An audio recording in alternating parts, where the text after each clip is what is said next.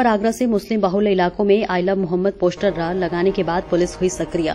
जुमे की नमाज को लेकर पुलिस अलर्ट मोड पर है। जामा मस्जिद और संवेदनशील इलाकों में भारी फोर्स तैनात। डीसीपी, एसपी समेत सभी अधिकारी फील्ड में मौजूद। सोशल मीडिया पर पुलिस की सख्त निगरानी जारी। जगह जगह पुलिस फ्लैग मार्च और पैदल गश्त। अफवाहों से बचे पुलिस ने शांति बनाए रखने की अपील की।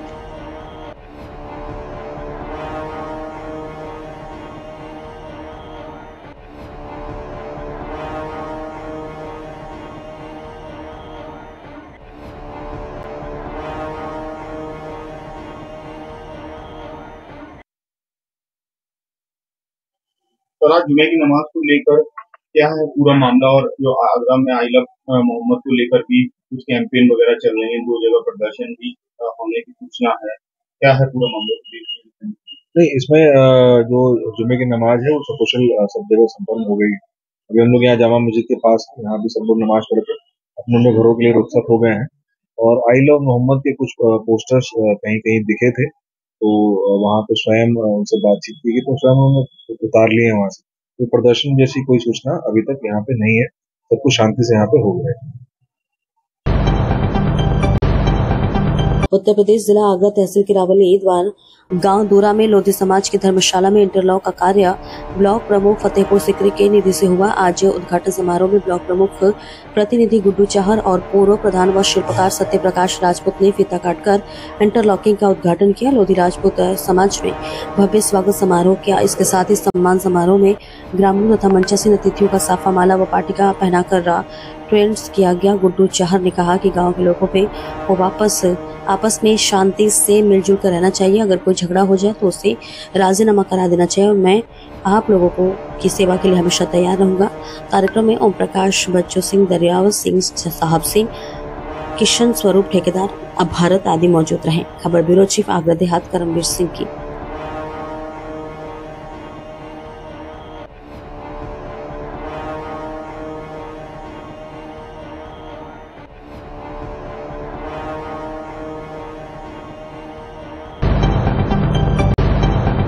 धाम सेवा संस्थान के राष्ट्रीय अध्यक्ष सुरेश यादव नवरात्रि के चौथे दिन थाना कैंट क्षेत्र अंतर्गत मां पटेश्वरी मंदिर का दर्शन पूजन किया और माता रानी से प्रार्थना किया कि सब अपनी कृपा आशीर्वाद बनाए रखें और सबका कल्याण करे। वही अयोध्या धाम सेवा संस्थान के राष्ट्रीय अध्यक्ष सुरेश यादव ने बताया कि जनता के स्नेह प्रेम का मैं आभारी हूँ।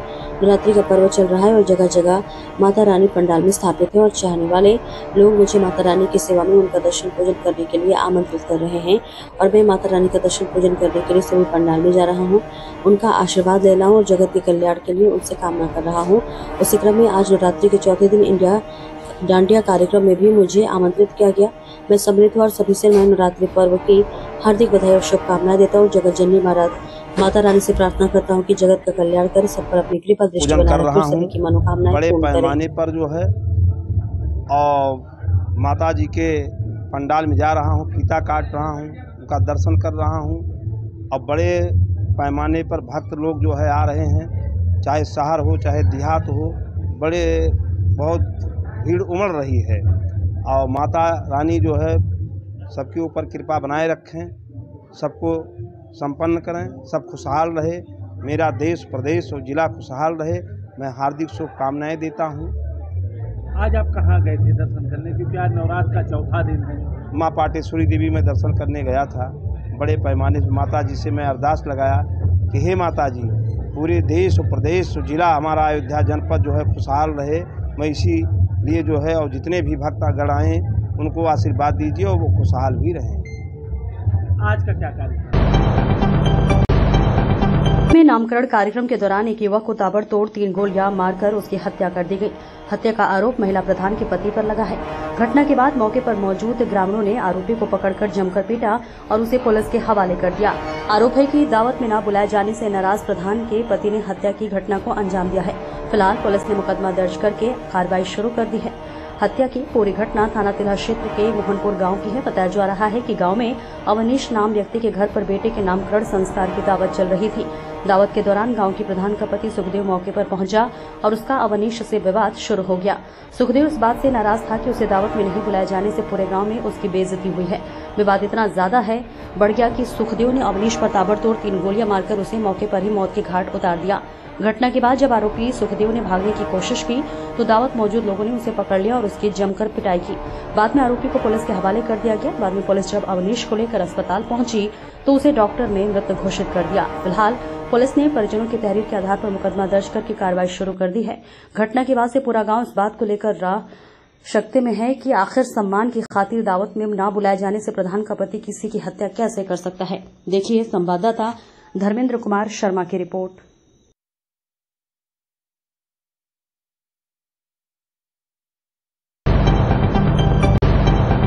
बड़ी खबर संभल से। संभल में 2 दिन पूर्व में शिक्षिका पर एसिड अटैक करने वाले आरोपी निशु को पुलिस ने मुठभेड़ के दौरान गिरफ्तार कर लिया है। पुलिस की मुठभेड़ के दौरान आरोपी के दोनों पैरों में लगी गोली कराया गया जिला अस्पताल में भर्ती। स्कूल में पढ़ने वाली शिक्षिका के ऊपर किया गया था एसिड अटैक में 30% झुलस गई थी शिक्षिका। गंभीर हालत में शिक्षिका को हायर सेंटर रेफर कर इलाज चल रहा था। 2 माह बाद शिक्षिका की होनी थी शादी। मौके पर पुलिस के अधिकारी मौजूद। नखासा थाना क्षेत्र में हुई मुठभेड़। अध्यापिका अपने स्कूल से पढ़ा के वापस जा रही थी घर की तरफ, तभी एक स्कूटी सवार व्यक्ति द्वारा दोपहर में 2:30 बजे के आसपास एक ज्वलनशील पदार्थ है उसके चेहरे पर फेंक दिया गया। उसके बाद में तुरंत उस अध्यापिका को अस्पताल पहुंचाया गया, वहां उसका ट्रीटमेंट करवाया गया।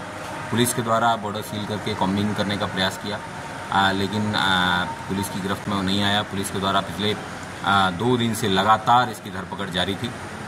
आज ये जो अभियुक्त है ये स्कूटी पे जा रहा था, पुलिस के द्वारा उसको ललकारा गया। इसके द्वारा पुलिस के ऊपर तमंचे से फायर किया गया। आत्मरक्षा फायर में इसके दोनों पाँव में गोली लगी है। इसके द्वारा अपना नाम निशु बताया गया है और इस व्यक्ति के द्वारा आज से 2 वर्ष पूर्व किसी डेयरी में केमिस्ट के रूप में काम करते समय ये जो H2SO4 है, सल्फ्यूरिक एसिड है, उसको प्रोक्योर करना उसने बताया और बाकी आगे की पूछताछ है इससे की जाएगी। इसके स्वस्थ होने के बाद में आपको अपडेट करता रहूँ। में भगवान राम के भव्य मंदिर का निर्माण जोरों पर है और अब इसके परिसर में एक भव्य गार्डन भी बनाया जा रहा है जो भक्तिमय माहौल को और भी विशेष बनाएगा। इस गार्डन में श्रद्धालु सादगी के भजन कीर्तन का आनंद उठा सकेंगे। रामकथा संग्रहालय में एक हाईटेक म्यूजियम बनाया जा रहा है जिसे IIT चेन्नई द्वारा डिजाइन किया जा रहा है। इस म्यूजियम में रामचरितमानस के प्रसंगों को आधुनिक तकनीक के माध्यम से प्रदर्शित किया जाएगा। मंदिर में ध्वजा पताका लगाने की तैयारी भी तेज हो गई है और 25 नवंबर को एक भव्य ध्वजारोहण समारोह आयोजित किया जाएगा जिसमें करीब 8 से 10 हजार विशेष अतिथि शामिल होंगे। मंदिर के फसाड को हाईटेक तकनीक युक्त लाइटों से सजाया जाएगा और मुख्य मंदिर के साथ साथ परकोटा को जोड़ते हुए लाइटिंग व्यवस्था की जाएगी। फसाड लाइटिंग के लिए विशेष रूप से डिजाइन की गई लीनियर लाइटिंग और फ्लैग LED लाइटिंग का उपयोग किया जाएगा। इन तैयारियों से अयोध्या के राम मंदिर का निर्माण और भी भव्य और आकर्षक बनेगा। बहुत महत्वपूर्ण है 25 नवंबर का, उसके बारे में भी विस्तार से चर्चा हुई कि जो अलग अलग निर्माण से संबंधित एजेंसीज हैं उनको उस दिन किस प्रकार का कार्य पूर्ण करके और ऐसी स्थिति में लाना है कि लगभग 8 से 10 हजार जो उस दिन आमंत्रित किए जाएंगे विशेष अतिथि,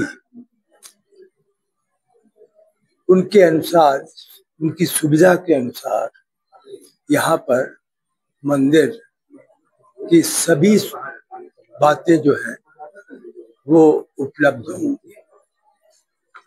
एक बात जो बहुत ही महत्वपूर्ण है वो यह है कि क्योंकि संख्या बहुत है 8,000 10,000, तो उनके जो बैठने की व्यवस्था जो की जा रही है उसके बारे में विस्तार से चर्चा की, क्योंकि यदि किसी ऐसे स्थान पर भी कुर्सियां लगती हैं जिसका सीधा सीधा संबंध लोड फैक्टर से है, उदाहरण के लिए परकोटा की छत ले लें, तो वह एक विषय है जिसका अध्ययन तत्काल रुड़की की संस्था को दिया गया है। उस दिन क्योंकि महत्वपूर्ण दिन भी है, तो हम लोग यह चाहते हैं कि जो फसाड मंदिर का होना है, जो अब मंदिर एकमात्र मंदिर का ही नहीं बल्कि अब निर्णय लिया गया है कि वह परकोटा को भी जोड़ते हुए फसाड लाइटिंग की व्यवस्था की जाए। उत्तर प्रदेश जिला आगरा कस्बा किरावली में पंडित दीनदयाल उपाध्याय जी जन्म जयंती के अवसर पर फतेहपुर सीकरी विधानसभा के मंडल किरावली में बूथ संख्या 201 पर प्रशांत पोलिया जिला अध्यक्ष जी ने विचार संगोष्ठी कर श्रद्धा सुमन अर्पित किए। इस अवसर पर ब्रज क्षेत्र किसान मोर्चा कोषाध्यक्ष चौधरी तपेश जैन, मंडल अध्यक्ष तेज सिंह उर्फ पिंकी, सरपंच राजवीर सिंह, अमरपाल मुखिया जी, हरि सिंह सूबेदार जी, सत्यपाल मुखिया जी, हरपाल नेताजी, केहरी, देवेंद्र बंशीवाल, छोटू सभासद, दानिश सभासद, गीतम सिंह सभासद, सुभाष, समस्त मंडल सिंह के कार्यकर्ता, देवतुल्य जनता उपस्थित रही। खबर ब्यूरो चीफ आगरा देहात करमवीर सिंह की। आज पंडित दीनदयाल जी का 201 आज पंडित दीनदयाल जी का जन्मदिन मनाया जा रहा है और थोड़ा उनके जीवन पर प्रकाश डालें। 25 सितंबर 1916 को पंडित दीनदयाल उपाध्याय जी की जन्म जयंती, और आज इस जन्म जयंती को भारतीय जनता पार्टी का कार्यकर्ता पूरे आगरा जनपद में बूथ स्तर पर मनाने का काम कर रहा है। उनके चित्र पर पुष्पांजलि एक संगोष्ठी करने का काम किया। आज मैं स्वयं भी बूथ नंबर 201 पर आया हूँ और दीनदयाल उपाध्याय जी भारतीय जनता पार्टी के प्रत्येक कार्यकर्ता के आदर्श हैं। उन्होंने जो विचार हम लोगों को दिया अंत्योदय का, उस अंत्योदय के विचार को लेकर के केंद्र और प्रदेश की सरकारें भी काम कर रही हैं और भारतीय जनता पार्टी का एक कार्यकर्ता भी उसी विचार को लेकर काम कर रहे हैं। सभी जितने भी भारतीय जनता पार्टी के जितने भी वरिष्ठ नेता थे, सभी उनके जीवन से प्रभावित होते हैं। आप पंडित जी के जीवन से कितने प्रभावित हुए? पंडित दीनदयाल उपाध्याय जी का जो एकात्म मानववाद है, जिसमें उनका उसकी अवधारणा है कि अंतिम पायदान के व्यक्ति को भी मूलभूत सुविधाएं मिले, तो मैं इस बात से इसलिए प्रभावित हूँ कि आज देश के प्रधानमंत्री नरेंद्र मोदी जी हर दरवाजे पर इज्जत घर बनाने का, हर रसोई के अंदर कैसे गैस का सिलेंडर पहुंच सके, सौभाग्य योजना में उनको कैसे बिजली मिल सके, उनको कैसे राशन मिल सके, वो सारी सुविधाएं जो दीनदयाल उपाध्याय जी ने कल्पना की थी, आज मोदी जी और योगी जी की सरकार में साकार हो पा रहा है। धन्यवाद।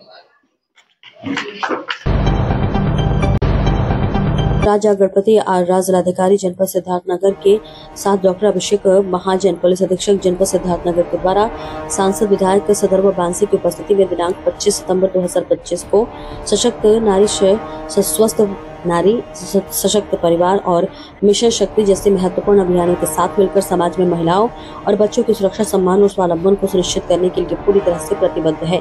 सभी पुलिस थानों में विशेष महिला हेल्प डेस्क स्थापित किए गए हैं। इन डेस्क पर महिला पुलिसकर्मी तैनात है जो महिलाओं की शिकायतों को संवेदनशील तरीके से सुनती है। जनपद के सभी थानों पर महिलाओं की सुरक्षा के लिए पुलिस टीमें स्कूलों, कॉलेजों और आवासीय क्षेत्रों में जाकर जागरूकता कार्यक्रम चला रही है। इन कार्यक्रमों में महिला को उनके कानूनी अधिकारों, हेल्पलाइन नंबरों और आत्मरक्षा के तरीकों के बारे में जानकारी दे रही है। महिलाओं से संबंधित अपराधों की शिकायतों पर तुरंत कार्रवाई की जा रही है। लंबित मामलों को प्राथमिकता के आधार पर निपटाया जा रहा है ताकि पीड़िता को जल्द से जल्द न्याय मिल सके। बढ़ चढ़ के हिस्सा लिया, जैसा कि आप जानते हैं ये मिशन शक्ति फेज 5, जिसको मिशन शक्ति 5.0 के नाम से जाना जा रहा है, इसकी शुरुआत स्वयं प्रदेश के माननीय मुख्यमंत्री जी ने 22 तारीख को पहले नवरात्रि के दिन की थी और अभी ये अभियान 1 महीने के लिए चलेगा। इसमें हर विभाग बढ़ चढ़कर हिस्सा ले रहा है, जिसमें पुलिस विभाग भी इसमें एक अहम भूमिका निभाता है और इसी क्रम में हर थाने पर जनपद सिद्धार्थनगर के एक महिला सुरक्षा केंद्र भी स्थापित किया जा रहा है, जिसमें 2 उपनिरीक्षक, 2 हेड कांस्टेबल, महिला आरक्षी भी तैनात किए गए हैं। एंटी रोमियो स्क्वाड जो हमारी जनपद में पहले से थी, उसको भी और रीइंफोर्स किया जा रहा है। और जो भी हमारी बच्चियां, चाहे वो स्कूल में पढ़ती हैं, कॉलेज में पढ़ती हैं, अपने किसी और काम से घर के बाहर जा रही हैं, उनको एक सुरक्षित माहौल देना हमारी जिम्मेदारी है, जिसके लिए हम जवाबदेह हैं पूरे समाज को और सभी लोगों को। इसी क्रम में जो ये आज का कार्यक्रम है इस पुलिस लाइन के परेड ग्राउंड में, इसका सारा श्रेय मैं जिलाधिकारी महोदय को दूंगा, क्योंकि ये जो विचार है उन्हीं के थ्रू आया और फिर इसमें सभी लोगों ने बढ़ चढ़कर हिस्सा लिया है। सिद्धार्थनगर में नवरात्रि और दशहरा पर्व को देखते हुए प्रशासन पूरी तरह से अलर्ट है। डुमरियागंज में शांति और सुरक्षा व्यवस्था बनाए रखने के लिए जिलाधिकारी और पुलिस अधीक्षक ने फ्लैग मार्च किया। डुमरियागंज के मंदिर चौराहे से लेकर खीरा मंडी तक जिलाधिकारी और पुलिस अधीक्षक अभिषेक महाजन ने भारी पुलिस बल के साथ फ्लैग मार्च किया। इस दौरान आम जनता को सुरक्षा का एहसास कराया गया और लोगों से अपील की गई कि वे त्योहार को शांतिपूर्ण ढंग से मनाएं। त्योहारों के दौरान सुरक्षा व्यवस्था चाक चौबंद रहेगी और लोगों को किसी भी तरह की कोई भी दिक्कत नहीं होने दी जाएगी।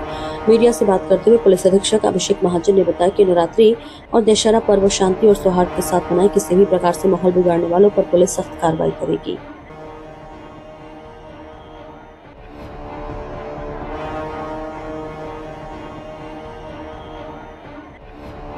आज मेरे और जिलाधिकारी महोदय द्वारा संयुक्त रूप से फ्लैग मार्च किया गया थाना क्षेत्र डुमरियागंज में। जैसा कि आप जानते हैं 22 तारीख से शारदीय नवरात्रि का हुआ है और आज लगभग सभी जगह पे माता जी की मूर्ति स्थापना कर दी गई है। आने वाले शहर के उपरांत दुर्गा विसर्जन का कार्यक्रम बड़े पैमाने पर किया जाएगा।